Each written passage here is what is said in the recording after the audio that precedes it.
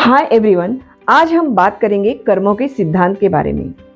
क्या आपने कभी सोचा है कि आज जिन हालातों में हम इस जीवन को जी रहे हैं वो हमारे ही कर्मों का परिणाम है, हमारे ही वर्तमान कर्मों का परिणाम होता है। तो आइए कर्मों का सिद्धांत, इस पर हम आज चर्चा करते हैं। कर्म क्या होता है? कर्म एक ऊर्जा है, एक एनर्जी है जो कभी नष्ट नहीं होती है। वो कभी ना कभी हमें प्रभावित अवश्य करती है। तो हमारे कर्म जो है, जो भी हम जिस तरह से भी हम कर्म करते हैं उसका फल हमें अवश्य मिलता है। कुछ कर्मों के फल तुरंत मिल जाते हैं और कुछ कर्मों के फल देरी से मिलते हैं। जिस तरह से एक बछड़ा झुंड में भी अपनी मां को पहचान लेता है, ठीक उसी तरह हमारे कर्म भी हमें ढूंढते हुए हम तक पहुंच ही जाते हैं। मेरा कहने का मतलब यह है कि कर्म आपको कभी भी माफ नहीं करते हैं।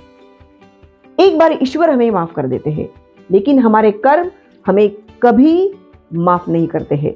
कर्मों का परिणाम हमें हर हाल में भोगना ही पड़ता है। जैसा आप बोओगे आप वैसी फसल निकल कर आएगी। अगर आप जीवन में गलत कर्म करते हो तो आपके साथ में सब कुछ सही हो ही नहीं सकता। कभी कभी ऐसा समय आ जाता है कि हमें कहीं कुछ भी किसी की हेल्प नजर नहीं आती है, मतलब हर तरह से अंधेरा नजर आ जाता है। अगर ऐसे में उस व्यक्ति ने अगर कभी जीवन में अच्छे कार्य किए हैं, अच्छे कर्म अगर उसने किए हैं, तो उसके ये अच्छे कर्म बुरे समय में उसको बचा सकते हैं।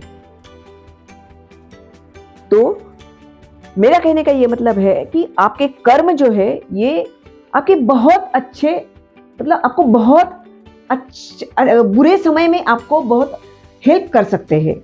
एक शस्त्र बन करके आपको वो बचा सकते हैं। आपके आगे आकर के वो खड़ा हो जाते हैं बुरे समय में, जब आप बहुत किसी संघर्ष में चुनौतियों से आप लड़ रहे होते हैं। तो इसीलिए हमेशा ध्यान रखना कि आप किस तरह से कर्म कर रहे हो। कर्म सिर्फ आप वो नहीं जो आपकी क्रियाएं हैं, लेकिन कर्म आपकी सोच में भी होते हैं। अगर आपकी सोच में पवित्रता नहीं है, आपके विचार श्रेष्ठ है नहीं, तो आप कभी भी जीवन में श्रेष्ठ कर्म आप कर ही नहीं सकते हो। तो अगर जीवन को श्रेष्ठ बनाना है तो हमें कर्मों पर ध्यान देना बहुत आवश्यकता है। अब सवाल यह है, क्या कर्मों को सिद्धांत को हम कर्म के जो परिणाम है उससे हम क्या बच सकते हैं, खुद को बचा सकते हैं और अपने जीवन को श्रेष्ठ बना सकते हैं? तो इसका आंसर है हाँ, कर्मों के परिणाम से हम बिल्कुल बच सकते हैं। लेकिन कैसे? ईश्वर के प्रति सच्चा समर्पण, सच्चा प्रेम और भक्ति, जिसको मेडिटेशन भी कहा जाता है, और आत्मज्ञान। जब हम ध्यान की प्रक्रिया में गहराई से उतरते हैं तो हमें आत्म जागरूकता होने लगती है, आत्मबोध होने लगता है। जब हम आत्मा के करीब पहुंचते हैं, आत्मज्ञान हमें हो जाता है, तो ईश्वर के प्रेम को भी हम जानने लगते हैं, कुछ हद तक उसको समझने लगते हैं। और जब हम, इसी को मेडिटेशन कहा जाता है। मेडिटेशन का अर्थ यही होता है कि हम आत्मा से जुड़ते हैं और आत्मा से जुड़ने के बाद हमें ईश्वर के प्रेम की अनुभूति होने लगती है। तो इस तरह से हम हमारे कर्मों के जो परिणाम है उससे बच सकते हैं।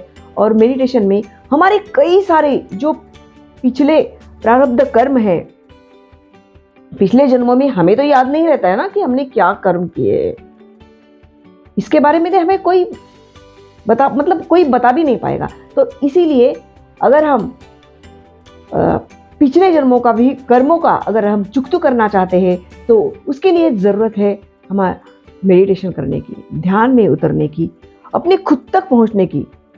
जब हम व्यक्ति खुद को पहचान लेता है तो उसको कई सारी समस्याओं से वो बच सकता है, दुनिया के शोर से वो बच सकता है, दुनिया के गलत इरादों से, गलत चीज़ों से, गलत तरीकों से, हर चीज़ से वो अपने आप को बचा सकता है।